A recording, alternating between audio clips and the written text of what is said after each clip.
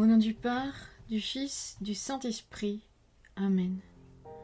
Seigneur Jésus, tu connais mon inconstance et mon infidélité.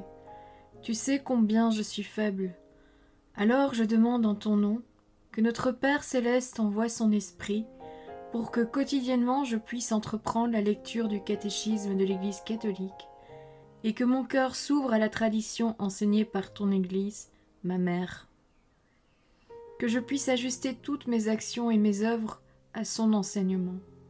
Mon Jésus, avec confiance j'abandonne la constance et la fidélité de toute la démarche entre tes mains. Que Saint Michel Archange et mon ange gardien protègent et défendent chaque moment quotidien consacré à cette lecture. Maintenant, avec toi et par ta voix, disons: Notre Père, qui es aux cieux, que ton nom soit sanctifié, que ton règne vienne, que ta volonté soit faite sur la terre comme au ciel. Donne-nous aujourd'hui notre pain de ce jour. Pardonne-nous nos offenses comme nous pardonnons aussi à ceux qui nous ont offensés. Et ne nous laisse pas entrer en tentation, mais délivre-nous du mal. Amen. Ensemble, mon Jésus d'amour, saluons notre sainte maman, la Vierge Marie. Entre ses mains, je remets mon cœur, mon âme, ma volonté et ma vie, afin que par ses soins règne en moi la volonté du Père, et qu'en ses mains mes œuvres soient gardées, transformées, en parfaite offrande rayonnante de la lumière de Dieu, pour sa gloire, le salut des âmes et la consolation des âmes du purgatoire. Je te salue Marie, comblée de grâce. Le Seigneur est avec toi, tu es bénie entre toutes les femmes, et Jésus, ton enfant, est béni. Sainte Marie, Mère de Dieu, prie pour nous, pauvres pécheurs, maintenant et à l'heure de notre mort. Amen. Je te salue Marie, comblée de grâce, le Seigneur est avec toi. Tu es bénie entre toutes les femmes, et Jésus, le fruit de tes entrailles, est béni. Sainte Marie, Mère de Dieu, prie pour nous, pauvres pécheurs, maintenant et à l'heure de notre mort. Amen. Je te salue Marie, comblée de grâce, le Seigneur est avec toi, tu es bénie entre toutes les femmes, et Jésus, le fruit de tes entrailles, est béni. Sainte Marie, Mère de Dieu, prie pour nous pauvres pécheurs, maintenant et à l'heure de notre mort. Amen. Ô Saint-Esprit, par l'intercession du cœur immaculé de la Sainte Vierge Marie, et par le cœur chaste de Saint Joseph, donne-moi un cœur doux, humble, pur, miséricordieux et charitable. Rends-moi docile à tes célestes inspirations, et prompte à y répondre. Que mon cœur enflammé de ton amour soit en toutes ses œuvres dans la volonté du Père, œuvrant ainsi sous ton joug léger et joyeux. Père céleste, je fais ces demandes par les mérites, les œuvres et les souffrances de Jésus-Christ, ton Fils bien-aimé.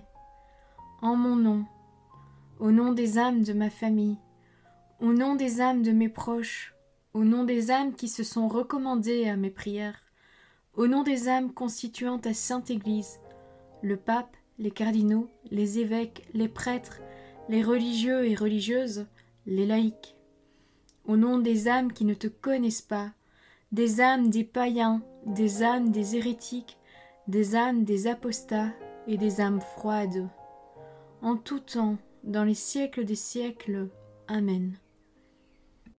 Chapitre 3e. La réponse de l'homme à Dieu. Numéro 142. Par sa révélation provenant de l'immensité de sa charité, Dieu, qui est invisible, s'adresse aux hommes comme à ses amis, et conserve avec eux pour les inviter à entrer en communion avec lui et les recevoir en cette communion. La réponse adéquate à cette invitation est la foi. Numéro 143. Par la foi, l'homme soumet complètement son intelligence et sa volonté à Dieu. De tout son être, l'homme donne son assentiment à Dieu révélateur. L'Écriture sainte appelle obéissance de la foi cette réponse de l'homme au Dieu qui révèle. Article 1. Je crois. Premier point. L'obéissance de la foi. Numéro 144. Obéir. Ob, audire. Dans la foi, c'est se soumettre librement à la parole écoutée, parce que sa vérité est garantie par Dieu, la vérité même. Abraham est le modèle de cette obéissance que nous propose l'Écriture sainte. La Vierge Marie en est la réalisation la plus parfaite. Abraham, le père de tous les croyants. Numéro 145. L'Épître aux Hébreux, dans le grand éloge de la foi des ancêtres, insiste particulièrement sur la foi d'Abraham. Par la foi, Abraham obéit à l'appel de partir vers un pays qu'il devait recevoir en héritage, et il partit ne sachant où il allait. Voir la lettre aux Hébreux au chapitre 11, verset 8. Par la foi, il a vécu en étranger et en pèlerin dans la terre promise. Par la foi, Sarah reçut de concevoir le fils de la promesse. Par la foi, enfin, Abraham offrit son fils unique en sacrifice. Numéro 146. Abraham réalise ainsi la définition de la foi donnée par l'Épître aux Hébreux. La foi est la garantie des biens que l'on espère, la preuve des réalités qu'on ne voit pas. Voir la lettre aux Hébreux, chapitre 11, verset 1. Abraham eut foi en Dieu et se fut compté comme justice. Voir la lettre aux Romains, chapitre 4, verset 3. Grâce à cette foi puissante, voir la lettre aux Romains, chapitre 4, verset 20, Abraham est devenu le père de tous ceux qui croiraient. Voir la lettre aux Romains, chapitre 4, verset 11. Numéro 147.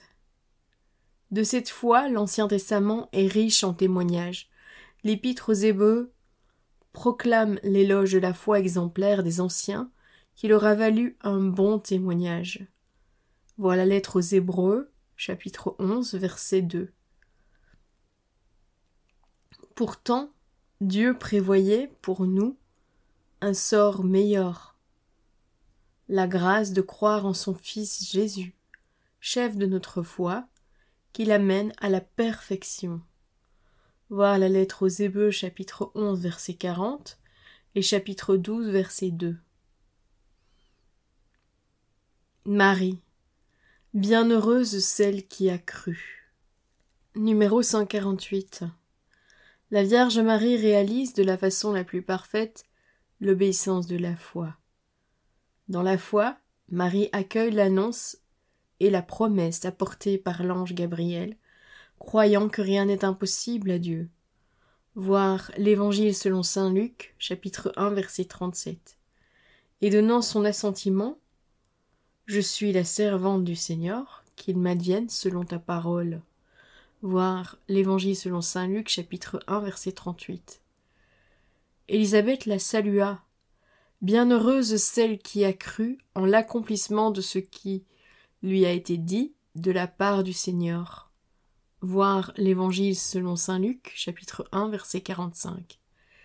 C'est pour cette foi que toutes les générations la proclameront bienheureuse. Numéro 149. Pendant toute sa vie et jusqu'à sa dernière épreuve, lorsque Jésus, son Fils, mourut sur la croix, sa foi n'a pas vacillé. Marie n'a pas cessé de croire en l'accomplissement de la parole de Dieu. Aussi bien, l'Église vénère-t-elle en Marie la réalisation la plus pure de la foi. Merci Maman Marie pour cet exemple que tu nous donnes.